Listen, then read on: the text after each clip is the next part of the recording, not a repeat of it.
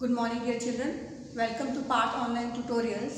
Children, as you know that we are doing the chapter of science, work, force and energy, and we had started the topic of energy in last tutorial.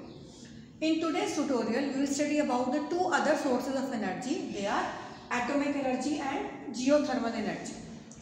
Atomic energy क्या होती है? Atom, which is the smallest particle of matter. हमें पता है कि जो सबसे छोटा पार्टिकल मैटर का है उसे क्या बोलते हैं? एटम, जिसको हम और ब्रेक नहीं कर सकते और तोड़ नहीं सकते. फॉर एग्जांपल हम चौक लेते हैं, चौक का पीस लिया हमने उसको तोड़ा, वो छोटे में कन्वर्ट हो गया, फिर हमने उसको और ब्रेक किया, फिर वो और छोटा हो गया, फिर हमने उसको और ब्रेक किया.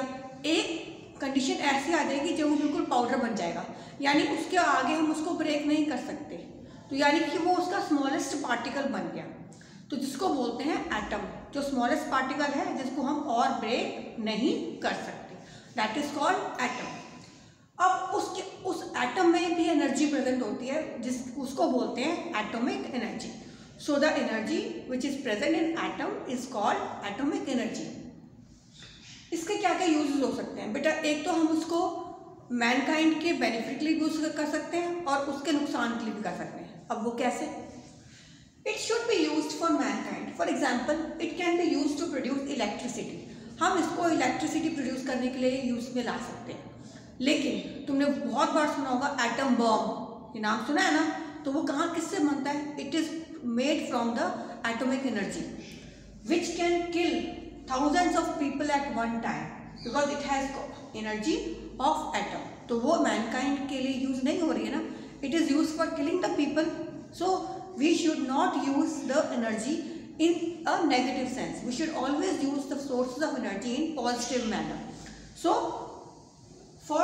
if we are using it for making electricity, that means it is for the mankind. But if we are using the same energy to make atom bombs which can kill thousands of people during the war between countries or some other manners, so it is not for the mankind.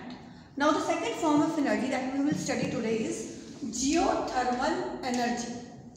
It is the energy present deep inside the earth. ये वो energy है जो हम बहुत deeply अगर अर्थ के अंदर होती है, तो पता है जितना हम अर्थ को डिग करेंगे वो उतनी जो है हॉट है इनसाइड, अंदर बहुत गर्म है.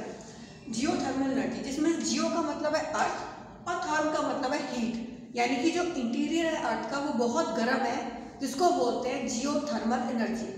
अब इसको हम बहुत जगह यूज कर सकते हैं, like to heat the buildings.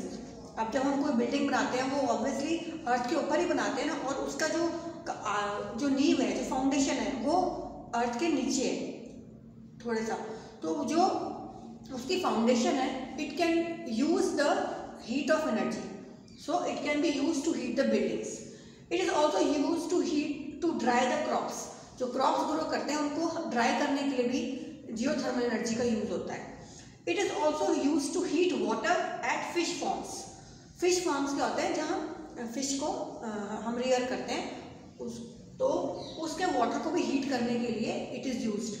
Then also it is use in industries. बड़े बड़े इंडस्ट्रीज में, फैक्ट्रीज में भी जियोथर्मल एनर्जी यूज होती है टू हीट द वाटर, क्योंकि वहाँ बहुत सारी इंडस्ट्रीज ऐसी हैं जहाँ वाटर एज ए इंग्रेडिएंट या रॉ मटेरियल यूज होता है, तो उस वाटर को हीट करने के लिए वो गीजर्स ना यूज़ करके वो जियोथर्मल फॉर्म की एनर्जी से यूज़ कर लेते हैं, जिससे क्या है उनका बहुत ज़्यादा कॉस्टिंग वर्क कम हो जाती है, पैसा कम लगता है उसमें, and it is also very eco friendly. So today we studied about two forms of energy, atomic energy and geothermal energy. So dear children, as an assignment you have to study this whole portion from page number 86 of your science book and go through the tutorial very thoroughly. Thank you.